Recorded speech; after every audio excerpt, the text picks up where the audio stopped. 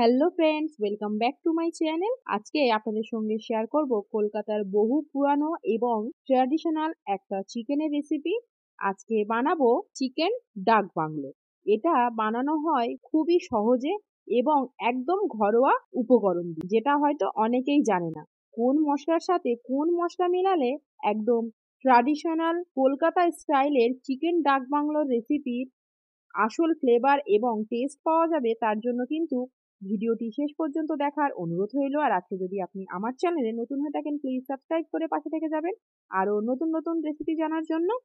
যে কোনো স্পেশাল দিনে এই কলকাতার ফেমাস রেসিপিটা আপনারা ট্রাই করতে পারেন। আর বাড়িতে যদি কোনো দিন কোনো সময়ে অল্প চিকেন থাকে, তাহলে ঘরেই আপনি বানিয়ে নিতে পারেন চিকেন আলু ডিম দিয়ে এই স্পেশাল কলকাতা স্টাইলের চিকেন ডাক বাংলো। তার জন্য প্রথমেই নিয়ে নিয়েছি চিকেন, দিয়ে দেবো স্বাদ মতো লবণ, হলুদ গুঁড়ো, দিয়ে দেবো কাশ্মীরি লঙ্কার গুঁড়ো, আদা রসুন বাটা আর টক দই, সাথে দিয়ে দেব সর্ষের তেল। এই ম্যারিনেশনের সময় অবশ্যই কিন্তু সর্ষের তেলটা ব্যবহার করবেন।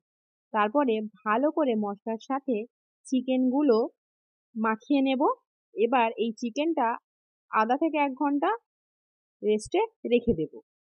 এবার চিকেন ডাক বাংলো বানানোর জন্য আসল যে মশলাটার প্রয়োজন, সেই মশলাটা কিন্তু ঘরেই আমরা বানিয়ে নিতে পারি, আর একদম ঘরে থাকা উপকরণ দিয়ে। নিয়েছি এখানে জিরে, ধনে, দারচিনি, এলাচ, লবঙ্গ, জয়িত্রী, জায়ফল, কালো গোলমরিচ, শুকনো লঙ্কা আর তেজপাতা। এটাকে শুকনো খোলায় ভেজে নিতে হবে। সব মশলাই কিন্তু আমাদের খুবই চেনা এবং খুবই পরিচিত, আর সকলের বাড়িতেই কিন্তু থাকে। কিন্তু কোন মশলার সাথে কোন মশলা দিলে একদম আসল কলকাতার বহু পুরানো স্টাইলের চিকেন ডাক বাংলোর আসল স্বাদ পাওয়া যাবে, তার জন্য কিন্তু এই মশলাগুলো জেনে রাখা খুবই জরুরি। শুকনো খোলায় ভেজে নিয়ে অল্প জল দিয়ে ভালো করে পেস্ট বানিয়ে রেখে দেব। এবার কড়াই বসিয়ে দিয়ে প্রথমে তেল নিয়ে নেব। তেলটা গরম হয়ে আসলেই আগে থেকে সেদ্ধ করা ডিমগুলো ভেজে নেব। ডিমটা শুধু তেলের ওপরেই একদম মিডিয়াম টু লো হিটে হালকা হালকা লালচে করে ভেজে তুলে নেব। এরপর ওই তেলের মধ্যেই আলু ভেজে নেব। এখানে চিকেন ডাক বাংলো বানানোর জন্য ডিম আলু কিন্তু দিতেই হবে। সেদ্ধ করা ডিম ভেজে নিলাম। এবার একদম বড় বড় সাইজ করে আলুটা কেটেছিলাম, সেই আলুগুলো সুন্দর করে মিডিয়াম টু লো হিটে লাল লাল করে ভেজে নিয়েছি। এবার আলুগুলো এক এক করে তুলে রেখে দেব। এরপর কড়াইয়ের মধ্যে আরো একটু তেল নিয়ে নেব। তারপরে দিয়ে দেব পেঁয়াজ কুচি। এখানে একদম বড় সাইজের একটা পেঁয়াজ কুচি নিয়েছিলাম। পেঁয়াজটা একটু নাড়িয়ে চাড়িয়ে নেব। পেঁয়াজটা তাড়াতাড়ি নরম এবং লাল লাল হওয়ার জন্য একটু লবণ দিয়ে দেব, তাহলে কিন্তু পেঁয়াজ ভাজাটা তাড়াতাড়ি হয়ে যাবে। পেঁয়াজটা একদম সুন্দর লালচে ব্রাউন করে ভেজে নিতে হবে। পেঁয়াজটা ভাজা হয়ে আসলেই দিয়ে দেব টমেটো।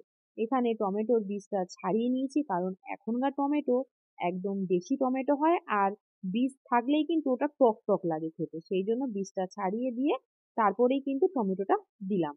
অল্প একটু জল দিয়ে দিলাম টমেটোটা ভেজে নিয়ে, যাতে টমেটোটা তাড়াতাড়ি সেদ্ধ হয়ে যায়। পেঁয়াজের সাথে টমেটোটা সুন্দরভাবে তেল ছেড়ে আসলেই দিয়ে দেব ম্যারিনেট করা চিকেন। চিকেনটা দিয়ে ভালো করে এবার নাড়িয়ে চাড়িয়ে নিতে হবে, যাতে মশলাগুলো সুন্দরভাবে সব মাংসের গায়ে লেগে যায়। এবার একদম মিডিয়াম টু লো হিটে 15 মিনিট ঢাকা দিয়ে রাখবো। তার মধ্যেই দেখবেন চিকেনের জল বেরিয়ে আসবে। এবার চিকেনের জলেই চিকেনটা সুন্দরভাবে কষাতে হবে, যতক্ষণ না পর্যন্ত তেল ছেড়ে আসছে মশলা থেকে। তারপরে তেল ছেড়ে আসলেই যে মশলাটা আমি পেস্ট করে রেখেছিলাম, সেই মশলাটা দিয়ে দেব। সাথে একটু মশলার বাটি ধোয়া জলও দিয়ে দিলাম। দিয়ে ভালো করে এবার মিডিয়াম টু লো হিটে সময় নিয়ে কষাতে হবে। যে মশলাগুলো আমি পেস্ট করেছিলাম, সেই মশলাগুলো যাতে সুন্দরভাবে মাংসের মধ্যে অ্যাবজর্ব করে, সেই জন্য মিডিয়াম টু লো হিটে এই মশলা দিয়ে কষাতে থাকতে হবে। মশলাগুলো খুবই কমন এবং আমাদের হাতের কাছেই থাকে, কিন্তু কোন মশলার সাথে কোন মশলা দিলে একদম কলকাতার বহু পুরানো হোটেল বা বহু পুরানো এই কলকাতার চিকেন ডাক বাংলোর রেসিপির অরিজিনাল ফ্লেভার এবং টেস্ট পাওয়া যাবে, সেটা কিন্তু এই মশলাতেই পাওয়া যাবে। তারপরে আলু দিয়েও ভালো করে কষিয়ে নিলাম যাতে আলুটাও আরো টেস্টি হয়। লবণটা একটু কম ছিল বলে লবণও দিয়ে দিলাম। মানে মশলা দেওয়ার পরে চিকেনটা ভালো করে কষিয়ে নিয়ে তেল ছেড়ে আসলেই আবার আলু দিয়েও কষালাম। আলু দিয়েও বেশ ভালো করে কষিয়ে নিয়ে পরিমাণ মতো জল দিয়ে দেবো, যেহেতু আলুর পিসগুলো অনেক বড় বড়, আলুটা একটু কুক হতে সময় লাগে, সেই জন্য একটু জল দিয়ে ঢাকা দিয়ে কুক করে নিলাম যাতে আলুটা সুন্দরভাবে নরম হয়ে আসে। আর বাঙালি মানে চিকেনে যদি আলু থাকে তাহলে তো উফ, জমে যায়। আর চিকেন ডাক বাংলোর মধ্যে আলু থাকবে, ডিম থাকবে, চিকেন থাকবে, দারুণ একটা মেলবন্ধন। যখন আলু আর চিকেন থেকে তেল ছেড়ে আসবে কষাতে কষাতে, সেই সময় ডিমটাও দিয়ে দেবে। ডিম দিয়ে আবারও ভালো করে কষাবো যাতে ডিমের মধ্যেও ফ্লেভারটা খুব সুন্দরভাবে অ্যাবজর্ব করে আর ডিমের ফ্লেভারটাও পুরো রেসিপির মধ্যে ছেড়ে দেয়। তারপরে ভালো করে কষিয়ে নিয়ে তেল ছেড়ে আসলেই গরম জল দিয়ে দেবো পরিমাণ মতো। যেহেতু এটা একটু গ্রেভিটা বেশি থাকে, সেই জন্য পরিমাণ মতো জল দিয়ে দেব। জল দিয়ে ভালো করে নাড়িয়ে চাড়িয়ে নিয়ে হাই ফ্লেমে এটাকে 10 মিনিট থেকে 12 মিনিট ফুটতে দেব।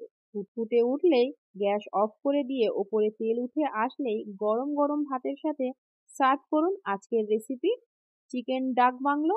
বাড়িতে অবশ্যই একবার এইভাবে চিকেন ডাক বাংলো ট্রাই করে দেখতে পারেন, আর অবশ্যই কিন্তু জানাতে ভুলবেন না কেমন হয়েছিল এই রেসিপিটা।